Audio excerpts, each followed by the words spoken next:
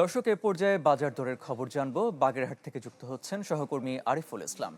আরিফ, বাজার দরের কি পরিস্থিতি বাগেরহাটে সেটা জানাবেন। আপনাদের যে কাঁচা বাজার, সেখানে আপনি জানেন যে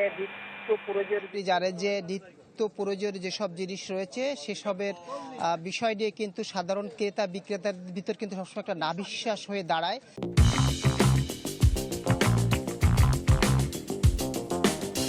তো সেক্ষেত্রে আপনাকে বাগেরহাটের কথা যদি আমি বলি, তো আমি সকালে এসে বিভিন্ন নিত্য পণ্যের বাজার দরের খোঁজ নিয়েছি। তো গত 2 সপ্তাহ কিন্তু আসলে খুব একটা দাম বাড়েনি কোনো পণ্যের। তবে সয়াবিন লিটার প্রতি 5 টাকা বেড়েছে, যেটা 190 টাকা ছিল সেটা এখন লিটার প্রতি 5 টাকা বেড়ে 195 টাকা দাম হয়েছে।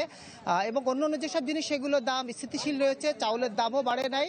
আর গরুর মাংসের কথা যদি বলি, সেখানে 750 টাকা রয়েছে বেশ কয়েক মাস ধরেই। আর খাসির গোশ কখনো 1000 টাকা এবং কম বেশি রয়েছে। আর দেশি মুরগির কথা যদি বলি, সেখানে 350 টাকা কম বেশি রয়েছে।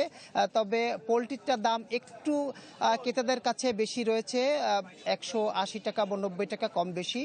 তবে সামগ্রী রয়েছে সারা বাংলাদেশের মতো নির্বাচনের পরে যেন এই দামগুলো যেন স্থিতিশীল থাকে, সেটা তারা বলেছে। এবং এখানে যে সিন্ডিকেট রয়েছে, সেই সিন্ডিকেট যেন কখনোই সক্রিয় হতে না পারে, সেটা তারা জানিয়েছে।